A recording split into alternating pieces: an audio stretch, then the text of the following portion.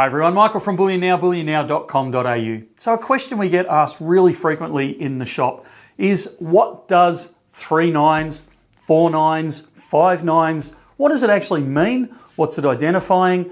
Does it mean I'll get more or less for my metal when I sell it back or when I sell it to someone else? Am I paying for impurities? What's this whole 3 nines, 4 nines thing argument? So we thought we'd actually break that down today. So you'll see different things stamped on different coins and bars and different metals, and it means the same thing, although some metals have greater tolerances than others. So first of all, what do the nines mean? It actually is signifying or indicating the purity of that item that you're looking at. So if we look at the well-known US Eagle, you can see on there it is stamped 3 nines. Now that's indicating that it's 99.9% pure. So there is a 0.1%, if you like, impurity that is potentially in that product. And that's, I'm not picking on the US Mint here or on the US Eagle, it's just an easy example, but that's across the board. Now it doesn't mean that it won't be greater than that. You might have 99.95% silver in that product. It means that at a minimum, you will have 99.9. If we look at something like the Canadian maple, you can see it's stamped 4 nines. So it's 99.99% pure. So it has impurities in there up to 0.01%. So then the argument will be, well, isn't that one better than the other? Well, if you look at the pricing on it, certainly in Australia, but most of the places around the world, you will actually find that the maple is cheaper than the eagle, even though it has potentially a higher purity. So it doesn't tend to really matter. So why do we stamp it one way instead of another? Like, why would you stamp something 3 nines and why would you stamp something else 4 nines if it doesn't really matter? This harks back to probably the many years ago when the technologies weren't quite as good as they are these days, and the extraction methods or the purification methods probably weren't as good as they are these days. So if you look on your local government, your federal government, wherever you are, website, you usually find some indication. So here in Australia, we find that pure gold or pure silver is defined as gold is 295, so 99.5%. It must be purer than that to justify being called pure gold. Silver in Australia, it needs to be 99.9% to meet the minimum requirement. Platinum is 99.5%. So you can see there's different purities there across the metals. But that, again, that harks back to an earlier time when it was far more expensive or the technology wasn't there to purify much further than that, you know, in gold's example, 99.5. And you will see that on a lot of older bars. If you're into some of the vintage bars and those sort of things, quite often you'll see them stamped as 99.5 or 99.6 or 99.8, those types of things. It still doesn't matter. We still in the industry consider that to be pure. It still meets the criteria to be considered pure. So now we've purchased this item and it's stamped 3 nines, 99.9. So now the natural question is, well, what's the other 0.1% that I've just bought? You know, is it something I need to be worried about? Am I being ripped off? I suppose is a natural concern. And the short answer is no, you're not. As I said earlier, the expectation is that it will meet that minimum criteria, but that extra 0.1% or 0.01%, whatever we're talking about, is not necessarily an impurity. You may find, particularly with a lot of the 3 nines stuff, the modern stuff that's stamped 3 nines, you will actually find that in the vast majority of cases, it is actually 4 nines or purer. Most refineries around the world actually aim for an almost 5 nines product. So what is that impurity made up of? Look, as a very, very generalized rule, quite often it's made up of copper. It's a cheap product that is usually associated with gold ore or silver ore, those types of things. So quite often it's just left in the like it's left over after the refining process. So quite often it's copper, it could be lead. There's a whole, if you see a report from a test after you've done refining, it will list 50 different metals on there or impurities, and it'll have microscopic reports of maybe one or two, or sometimes I've seen them up to a couple of dozen different impurities that can be contained in that 0.1% or 0.01%. So it could be a mixture of all sorts of different metals that they just haven't further refined. But usually it's copper, or a majority copper. Some facilities, some refineries or end users have a standard that the refineries must get to with that remaining impurity. So they might say, well, sure, we want 4.9's product, 99.99% pure, but that 0.01 can be made up of no more than X amount, 0.002 or 0.005% of, this other product. That last little bit, which can be made up of pretty much anything, as regular viewers will know, quite often I say, can be made up of lettuce leaves. It really doesn't matter what it's made up of, that final little amount. But to give you some idea, to take it from that, in gold's example, to take it from 4.9's pure to, as close to pure as you could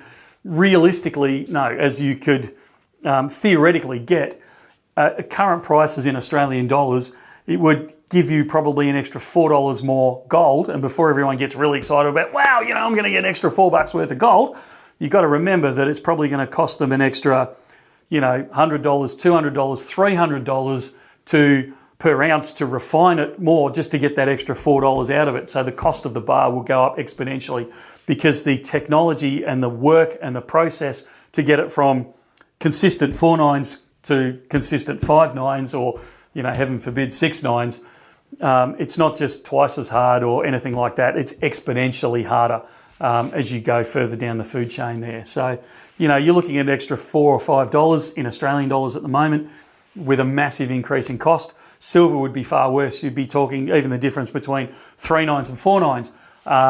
Ruben did the calculations for me before, and I think it's somewhere around about 5 cents. But it would cost many, many tens, possibly hundreds of dollars just to get that extra purity in there.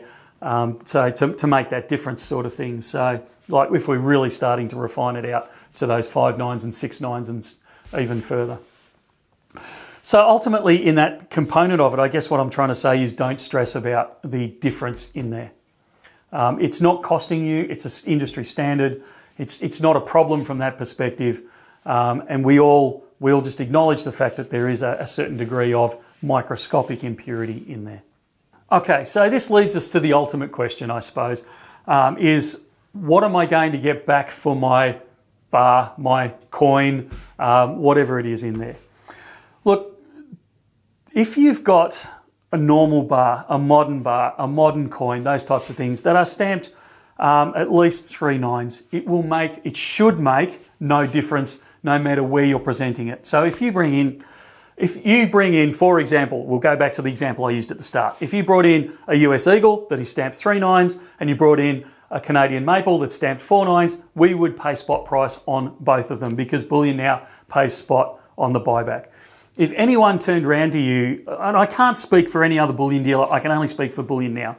If anyone turned around to you and said, look, we'll pay you spot for the Maple because it's stamped 4.9's, but the US Eagle we're going to give you a little bit less for because it's not as pure, I would collect up my stack, I'd turn around and I'd walk out the store, because those numbers are standard across the industry these days. Things are 3.9's, 3.9's at least in gold and silver. Platinum is a little different. Platinum, quite often we see 99.5 because it's a far more difficult product to refine down and to manufacture and use. So its standard is 99.5.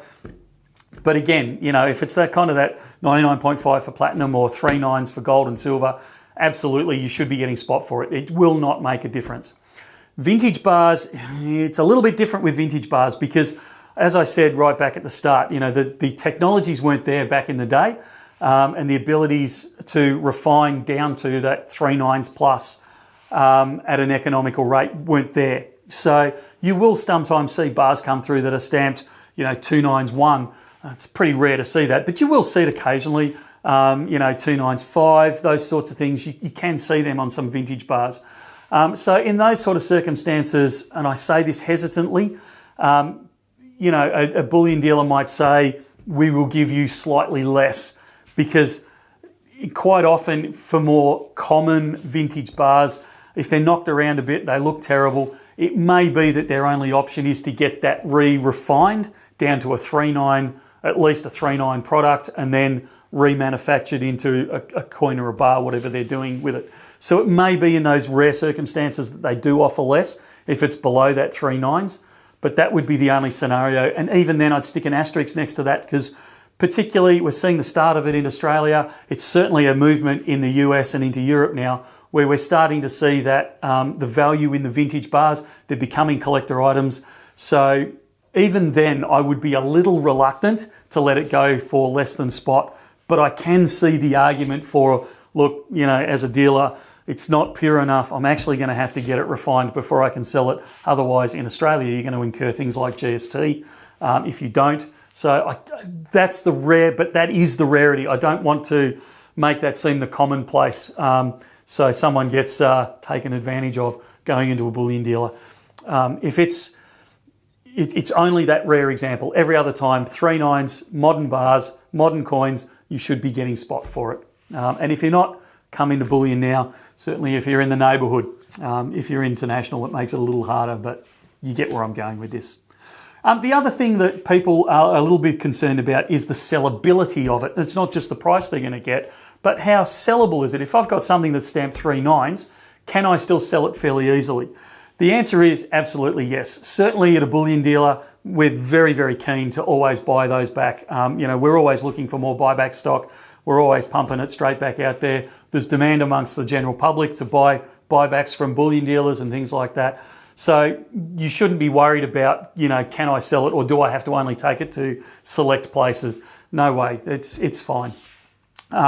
There are some uses though, where, and I know this comment gets made semi-frequently around there of, oh no, silver has to be 4.9s or greater for it to be used industrially in these sort of things. They're 100% right. There are times when it needs to be refined to a higher degree, but quite often in 95% of scenarios where this metal is actually going to be used in, I'm selling it into an industrial use, 95% at least of the time, it's going to be watered down. It's going to be blended with another metal for strength, usability, conductivity, and a million other things that a chemical engineer would be able to tell you and I couldn't.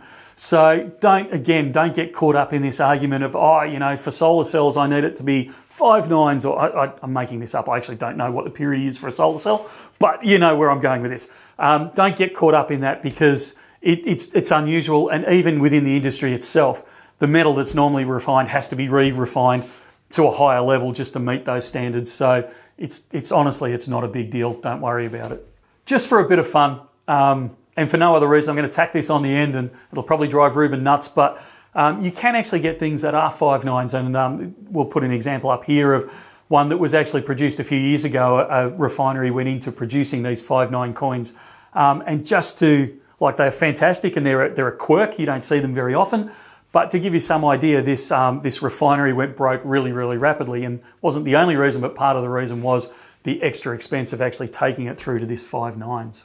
So that's it. I hope I've answered at least the vast majority of your questions when it comes to 3.9s, 4.9s. Which do I do? My platinum's stamped 2.95. What does that mean?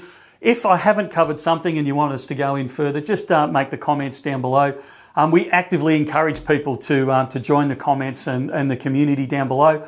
So feel free, chuck it in there. Even if you think it might be a slightly oddball or basic question, put it in there. One of us or the community will respond to you. We tend to keep it pretty respectful, so chip in where you can, and don't forget to subscribe and like the video and forward it on to someone if you think this is something that they're unsure about, because most of all what we're trying to do is educate through these videos. So share them around. You'll be doing us all a favour.